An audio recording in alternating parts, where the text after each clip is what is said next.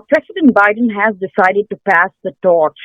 Your first reaction, and particularly the timing of this decision?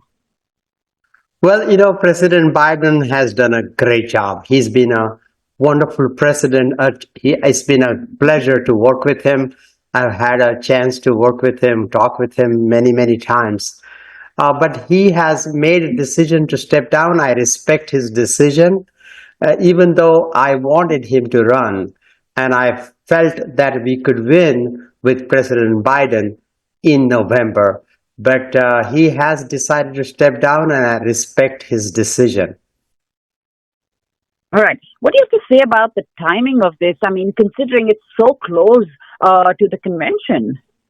Well, we still have about 4 months left to election, and Kamala Harris, who would be the nominee, I anticipate Kamala Harris will be the next presidential nominee, and people already know Kamala Harris. She has seen her work. People have seen she has been a great partner to President Biden, and I think people would support her wholeheartedly. All right. Now, 107 days to go, and the Democrats have, Vice President Kamala Harris as a possible contender. Your reaction to this, you briefly talked about, how this partnership has worked, how the people have seen this partnership work. Your reaction, please. I think Kamala Harris would be a great president. She is a tough lady. She has been a prosecutor.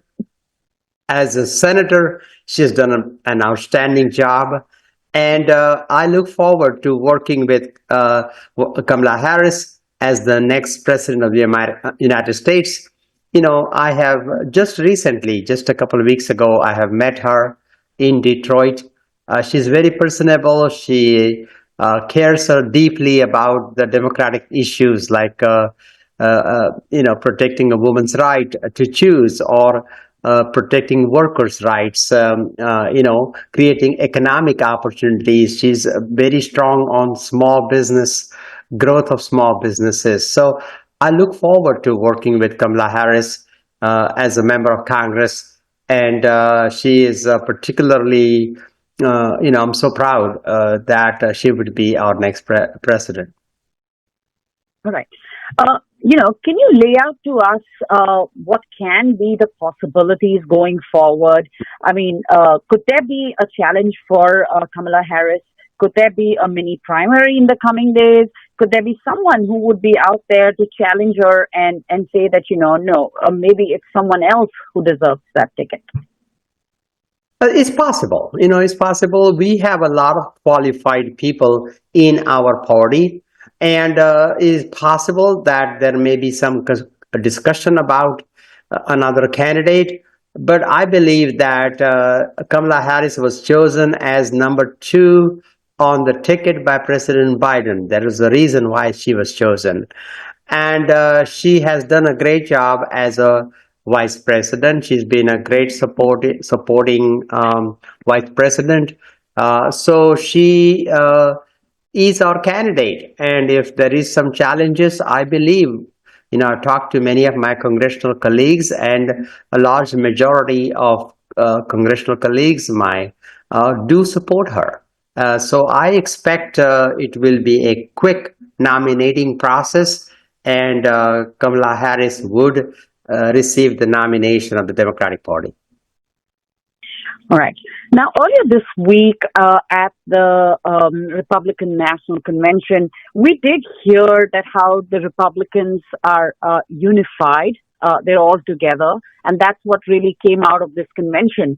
Do you think at this point the Democrats are all unified?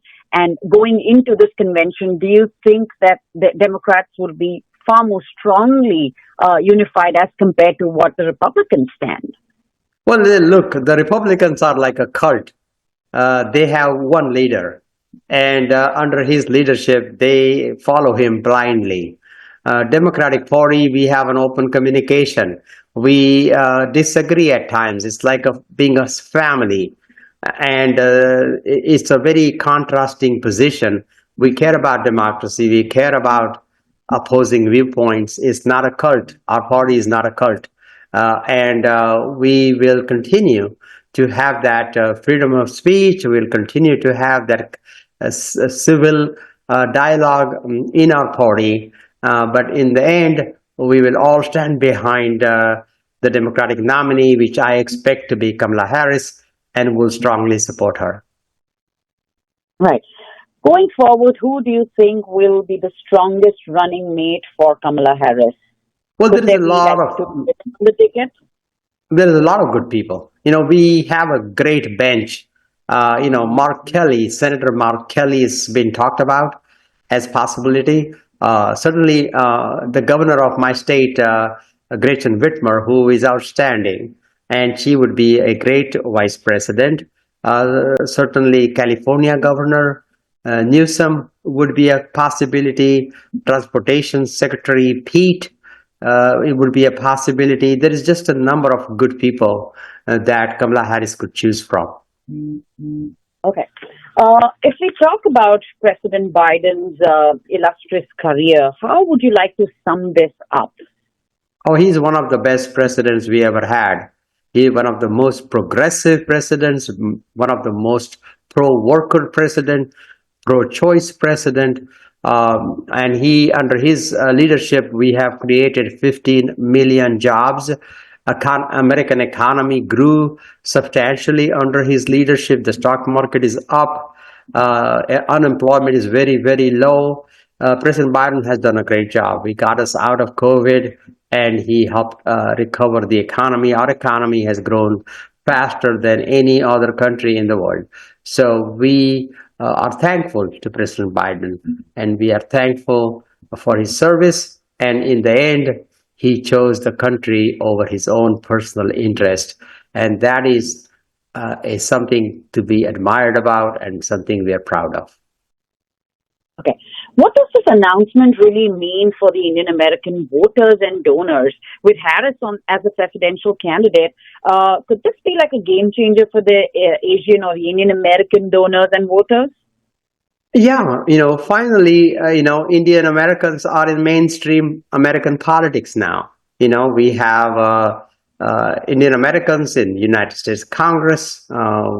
We have Indian Americans now in all walks of life in politics. While Indian Americans have done so well in business and medicine and academia, now we're starting to see that Indian Americans are participating actively in politics. Both parties, the Vice President Kamala Harris being of Indian American descent is a proud moment for the Indian Americans in the United States.